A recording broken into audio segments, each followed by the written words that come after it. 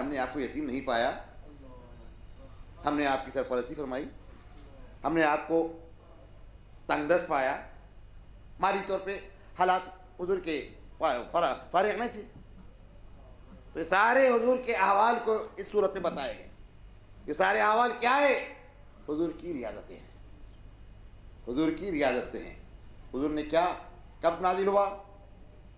ابتدائی اسلام کا دور ہے، وہی کے ابتدائی دور ہے، وہی آ رہی ہے اور مشرکین مکہ کے پاس بھی پہنچ رہی ہے. عرب کو ناز ہے اپنی زبان پر، عرب کو فخر ہے، غرور ہے اپنی زبان پر.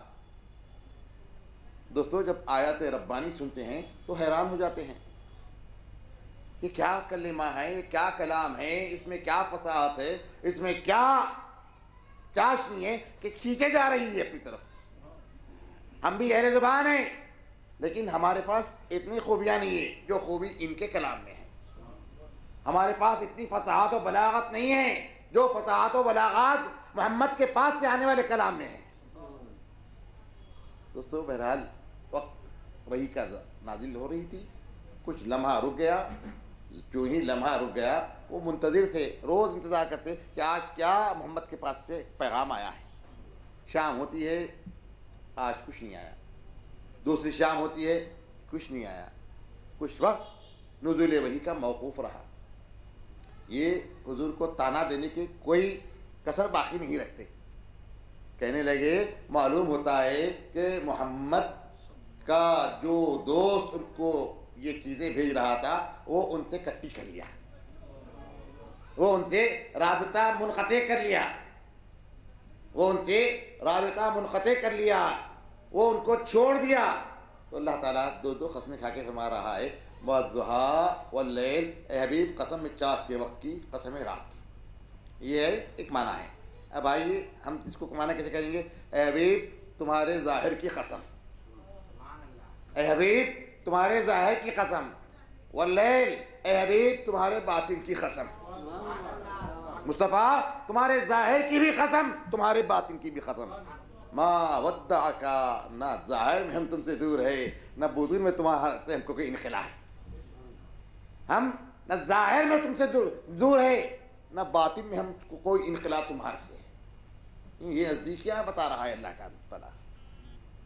ظہور ظاہر احوال میں بھی مصطفیٰ تمہارے ساتھ کون ہے، باطن میں بھی کون ہے. اس طریقے سے حضور پر جو منازل سلوک ہو رہے ہیں، دیکھیے ظاہر میں بھی ہم آپ کے ساتھ ہیں، باطن میں بھی ہم آپ کے ساتھ ہیں. قسم کھا کے فرما رہا ہے رب کائنات، دو قسمیں کھا رہا ہے. والضحیٰ واللیل، قسم ہے ظاہر کی، ما ودعک، نہ چھوڑا ہے آپ کو، نہ ظاہر میں چھوڑا ہے، نہ باطن میں آپ سے ہم کو کوئی خلا کوئی بعد ہے. باطن میں بھی ہم ہیں، ظاہر میں بھی ہم ہیں. اللہ تعالیٰ صاف فرما رہا ہے اے مصطفیٰ ظاہر میں بھی ہم ہیں، باطن میں بھی ہم ہیں. کیا کہہ رہا ہے؟ میں کہوں تو بیجا نہیں مصطفیٰ، سرتاپا تم ہیں لیکن حقیقت میں ہوں. سرتاپا تم ہیں لیکن حقیقت میں ہوں. کون کہہ رہا ہے؟ رب کائنات فرما رہا ہے. یہ دناف و تدلا کی منزل آگے آ رہی ہے، یہ قرب کی ساعتیں آگے آ رہی ہے، جس کی بشارت اس سورہ میں دیجیے. وللآخرۃ، یہی بشارت ہے. ما ودعک ربک وما قلی وللآخرۃ خیر لک من الاولی، اسی کی بشارت اس سورہ میں دی گئی. آخرت قیامت سے مراد آئیں گے، قیامت برحق ہے، ایمان ہے ہمارا. لیکن دوستو یہ دنیا کے تو ساعتیں بھی ہیں، اب ہے پھر کچھ لمحات کے بعد اور ایک لمحہ آنے والا ہے، کچھ سیکنڈوں کے بعد اور ایک سیکنڈ آنے والے ہیں. تو اللہ تعالیٰ فرماتا ہے مصطفیٰ ہر لمحے میں آپ کے لیے خیر ہی خیر ہے. خیر کس کو کہتے ہیں؟ خیر کس کو کہتے ہیں؟ خیر جہاں مشاہدہ ہو، جہاں حق کا مشاہدہ ہو، جہاں حق سے معیت ہو، جہاں وصال ربانی ہو، اس کو کہتے ہیں خیر. تو حبیب لمحہ بلمحہ جو لمحے ہیں، جو اوقات ہیں مصطفیٰ، ان اوقات میں یہ نزدیکیاں ہی نزدیکیاں ہیں. ہم بتا دیے ظاہر میں بھی ہم، باطن میں بھی ہم. سرتاپا ہم ہی ہم ہیں. نام محمد ابن عبداللہ ہے لیکن یہ محمد الرسول اللہ ہے. محمد الرسول اللہ ہے صلی اللہ تعالی علیہ وسلم. حاضرین محترم، اس صورت میں وَلَلْآخِرَةُ خَيْرٌ لَكَ مِنَ الْأُولَىٰ وَلَسَوْفَ يُعْطِيكَ رَبُّكَ فَتَرْضَىٰ. سبحان اللہ. وہ جو منافق کچھ مشرکین جو تانے دے رہے تھے، حضور لباد بشریت میں تشریف لے آئے تھے. حضور کا جو تشریف فرمائی تھی لباد بشریت میں حضور تشریف لے آئے. حضور کو سارے لوازمات جو ایک جس میں انسانی کے ساتھ متصل ملحق ہوتے ہیں، وہ سارے لوازمات حضور کے ساتھ بھی تھے. حضور بھی کھاتے تھے، حضور بھی پیتے تھے پانی، حضور بھی بازار میں جاتے تھے، سودا سلوک اپنی ضروریات کی تکمیل فرماتے تھے. سارے لوازمات بشری کے ساتھ حضور متصف تھے. تو جب یہ مشرکین کے طعنے ہو رہے تھے تو حضور تھوڑا سا متفکر ہوئے. کیا بات ہے کہ سلسلے وہی موقوف ہے، کیا بات ہے سلسلے وہی موقوف ہو گیا ہے. تو اس طریقے سے حضور متفکر اور ملول ہوئے.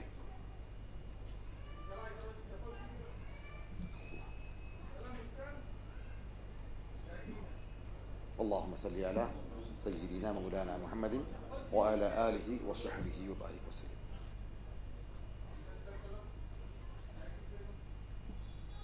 جب یہ طعنے ہو رہے تھے تو اللہ تعالیٰ فرما رہا ہے وَلَسَوْفَ يُعْطِيكَ رَبُّكَ فَتَرْضَىٰ.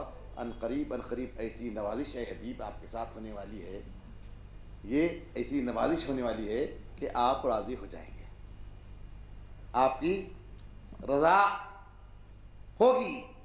یہ مراحل سلوک ختم ہوں گے تو اب آپ کی رضا ہو جائے گی. کیسے ہوگی رضا؟ کیسے ہوگی رضا؟ ارشاد ہو رہا ہے جب دنا فتح اللہ کی منزل ختم ہوئی تو ارشاد ہوا وَمَا يَنْطِقُ عَنِ الْهَوَىٰ إِنْ هُوَ إِلَّا وَحْيٌ يُوحَىٰ. وَمَا يَنْطِقُ عَنِ الْهَوَىٰ، وہ اپنی طرف سے نہیں بولتے ہیں، وہ اپنی طرف سے نہیں بولتے ہیں، جو بولتے ہیں وحی الہی، جو بولتے ہیں وحی الہی. وَلَسَوْفَ يُعْطِيكَ رَبُّكَ فَتَرْضَىٰ. اس کے بعد ارشاد ہوا یَدُ اللَّهِ فَوْقَ أَيْدِيهِمْ. صلح حدیبیہ ہو رہی ہے، ایک دوسرے ہاتھ پہ رکھ کے بیعت فرما رہے ہیں. اب سب سے اوپر ہاتھ کس کا ہے؟ حضور کا ہاتھ ہے. اللہ تعالیٰ فرما رہا ہے ید اللہ، اللہ کا ہاتھ ہمارا ہے. ان کے ہاتھوں پر کس کا ہاتھ ہے؟ اللہ کا ہاتھ ہے. سو اتنے چیزیں. اور ایک جگہ ارشاد ہو رہا ہے وَمَا رَمَيْتَ إِذْ رَمَيْتَ وَلَكِنَّ اللَّهَ رَمَىٰ. وَمَا رَمَيْتَ إِذْ رَمَيْتَ. جب بدر کا موقع تھا، 313 نفوس مسلمانوں کے تھے، مشرکین کا لشکر جرار تھا. اس موقع پر حضور نے کیا کیا؟ مٹھی بھر کنکری ہاتھ میں لیا، ریتی کو مٹھی بھر کنکری ہاتھ میں لے کر ان کو کافروں کی طرف پھینکا. حضور جب یہ پھینکے تو اس منظر کو قرآن نے ان الفاظ میں بیان کیا وَمَا رَمَيْتَ إِذْ رَمَيْتَ وَلَكِنَّ اللَّهَ رَمَىٰ. مصطفیٰ جب کنکری تم نے پھینکا وہ تم نے نہیں پھینکا، وَلَكِنَّ اللَّهَ رَمَىٰ، اللہ نے ان کنکریوں کو پھینکا. یہ شان رسالت ہے. اللہ کہیں گے محمد کو؟ نہیں، لیکن اللہ کہہ رہا ہے وَلَكِنَّ اللَّهَ رَمَىٰ. محمد نے کنکری پھینکی صلی اللہ علیہ وسلم، لیکن اللہ نے اس کو اپنی طرف منسوب کیا. یہ گولے خودی خدا ساتھ مصطفیٰ. اس طریقے سے حضور نے اپنی خودی کو ختم کیا. خودی ختم ہوئی تو کون ہوتا ہے؟ خدا رہتا ہے، خدا رہتا ہے. قرآن کہہ رہا ہے. تو حاضرین محترم، اس طریقے سے منصب رسالت، یہ مقام ہوتا ہے منصب رسالت کا. رسالت کا مقام کیا ہے؟ قرب خداوندی، مظہر حقانی کی مکمل کڑی منصب رسالت ہے. اور منصب رسالت کی جامش ذات حضور پاک کی ذات کریمہ ہے. یہ رسالت کا مقام ہے. اس مقام کو سمجھیں گے تو آپ کو حضور کا مقام سمجھ میں آئے گا.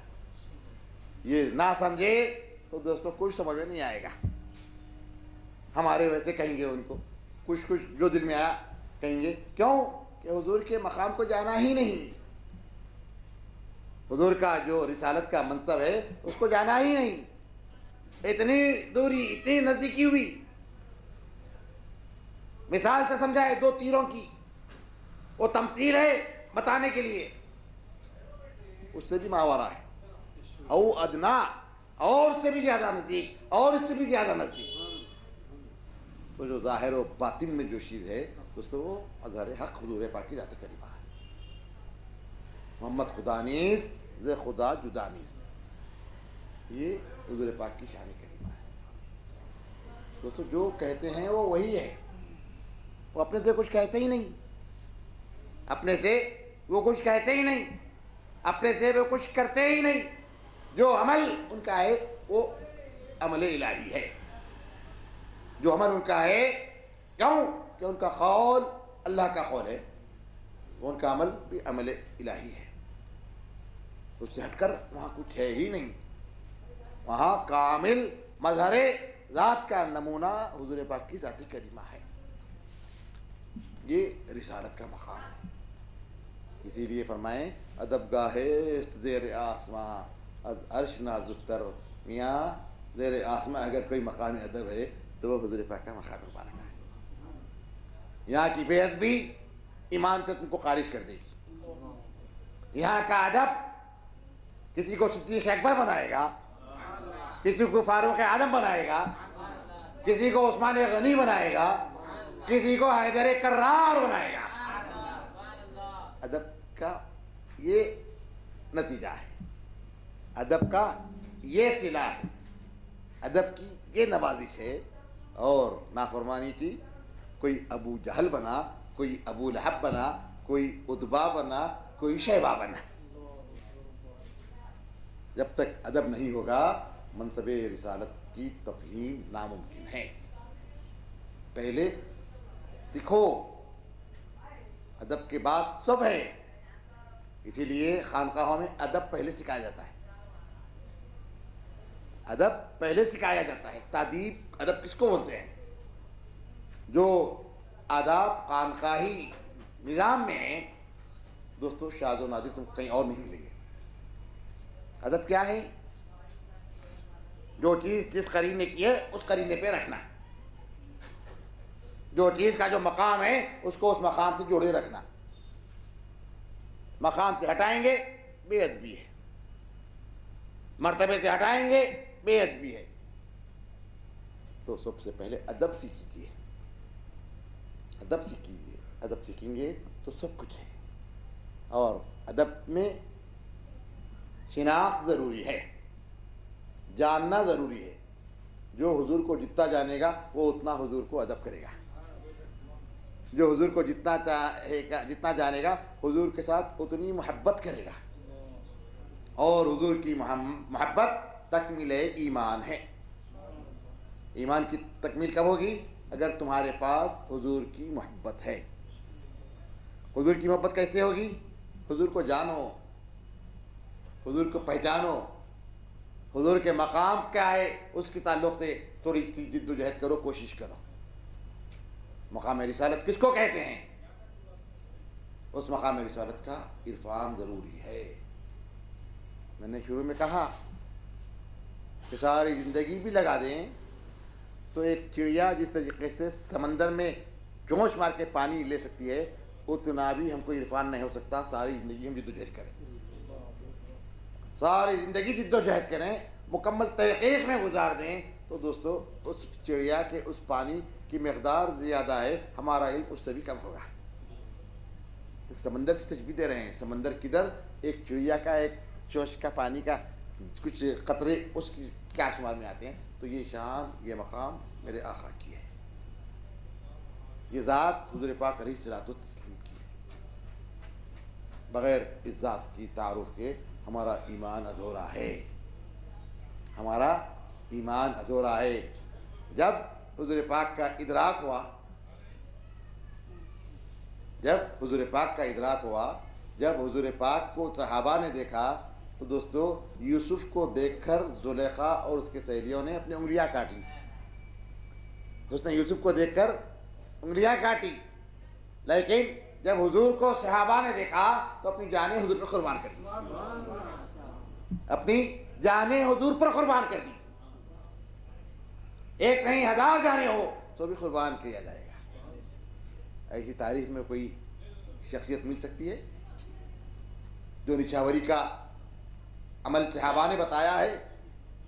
حضور کے ساتھ کیسے رہنا ہے، کیسے بیٹھنا ہے، حضور کے ساتھ کس طریقے سے وابستگی ہونا ہے. دوستو حضور وضو کرتے، صحابہ پانی زمین پہ گرنے نہیں دیتے. حضور وضو کرتے تو حضور کے پانی کو صحابہ زمین پہ گرنے نہیں دیتے. حضور کلی کرتے تو پانی کو پھینکتے نہیں، زمین پہ گرنے نہیں لے لیتے، جی پورے جسم سے مل لیتے، چہرے پہ لگا لیتے، آنکھوں پہ لگا لیتے. جب حضور حلق فرماتے صحابہ ان منہ بالوں کو ضائع نہیں کرتے، لیکن تعظیم اور تبریک کے لیے رکھتے، اس کی عظمت وجہ آوری کرتے، اس کو اپنے ٹوپیوں میں سی کر رکھ لیتے، امامے میں سی کر رکھتے اور برکت حاصل کرتے. معلوم تھا یہ کن کے منہ مبارک ہے. حتیٰ کہ یہی نہیں، ایک موقع آیا حضور رات میں بول فرمائے، پیشاب فرمائے، پلنگ کے نیچے کونے میں رکھ دیے. ساتھ تھے. صبح میں جب پھینکنے کے لیے حضور دیکھے تو کالی ہے برتن. حضور نے پوچھا کیا چیز تھی، کون پھینکے، کون کیا؟ تو ایک صحابی فرماتے ہیں یا رسول اللہ میں نے اس کو پی لیا، میں نے اس کو پی لیا. تو حضور نے کیا کہا؟ جاؤ کلی کر کے آؤ. جاؤ. کیوں پیا تم نے؟ کلی کرو جاؤ، قے کرو جاؤ. حضور نے یہ نہیں کہا، فرمایا جاؤ تم کو کوئی پیٹ کی بیماری نہیں گی، نارے جہنم تم کو نہیں چھوے گی، نارے جہنم تم کو نہیں چھوے گی. تو دوستو یہ شان رسالت ہے، یہ شان رسالت ہے، یہ شان حضور پاک کی ذات کریمہ ہے. جب جتنا تعارف ہوگا اتنی محبت ہوگی. تعارف کے بغیر محبت ہوگی؟ اب تم تمہارے دادا کو جانتے ہیں، محبت ہوگی تم کو. ان کے انتقال پہ تمہارے آنکھوں سے آنسو نکلیں گے، پھر کبھی یاد آئیں گے تو تم ان کے لیے دعائے فاتحہ کریں گے، اس لیے کہ تم جانتے ہیں یہ میرا دادا تھا، اس کے یہ صفات تھے، یہ اس کی خصلتیں تھے، اس نے ہمارے ساتھ اتنی محبت کی اور ہم بھی ان کے اوپر اپنے آپ کو فدا کرتے ہیں. تو محبت کا دار و مدار شناخت پر ہے. اب حضور کی محبت چاہتے ہو تو تم حضور کی شناخت حاصل کرو، مرتبہ رسالت کو سمجھو. نعرہ رسالت یا رسول اللہ، نعرہ رسالت یا رسول اللہ، نعرہ رسالت یا رسول اللہ. سبحان اللہ، سبحان اللہ. اللهم صل على سيدنا مولانا محمد وعلى آلہ وصحبہ وبارک وسلم. کثرت سے درود کا ورد کرتے رہیے. اور دوستو درود کی بات آئی تو بند الفاظ میں تھوڑی سی بات کہہ دیتا ہوں. درود کس کو کہتے ہیں؟ اللہم صلی علی محمد، اللہم صلی علی محمد کرنے کا نام ہے. صلاۃ کے معنی کیا آتے ہیں؟ درود کے کیا معنی ہیں؟ درود کے معنی کیا ہے؟ حضور کیا فرماتے ہیں؟ تم درود پڑھو، فرشتے مجھ تک پہنچاتے ہیں تمہارے درود کو. تم درود پڑھو، فرشتے مجھ تک تمہارے درود کو پہنچاتے ہیں. پھر ایک جگہ حضور کا ارشاد مبارک ہے، تم درود پڑھو، تمہارے درود کو میں سنتا ہوں، تمہارے درود کو میں سنتا ہوں. دوستو یہ میں کیسے ہے؟ کیا ہے؟ حضور ہے یار، ہم درود پڑھ رہے ہیں، حضور سن رہے ہیں. کہاں ہے حضور؟ حضور تو ان کے خیال کے مطابق مدینے میں آرام فرما ہے. لیکن دوستو حضور ہر جگہ ہے. کائنات کے ذرے ذرے میں شان رسالت کا نور آیا ہے. ایک موقع تھا ابو بکر سیدنا ابو بکر صدیق رضی اللہ تعالیٰ عنہ گھر میں جو کچھ تھا حضور کی خدمت میں لے آئے.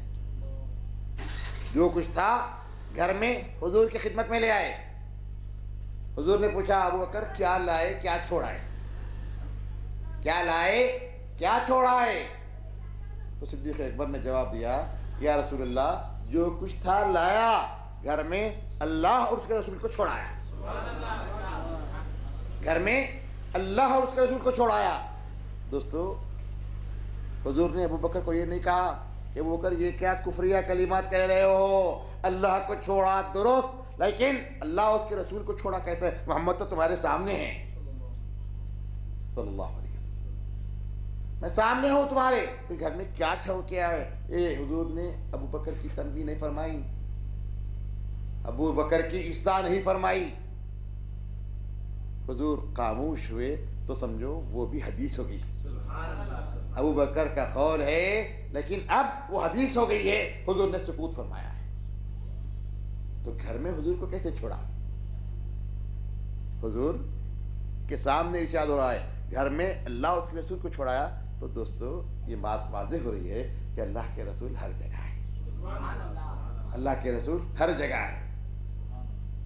جو تعینات ہیں اللہ غیب میں ہے, ظاہر ہے تو مصطفیٰ ہے. اللہ غیب میں ہے, جو ظہور میں ہے وہ شان مصطفیٰ ہے, وہ شان رسالت ہے.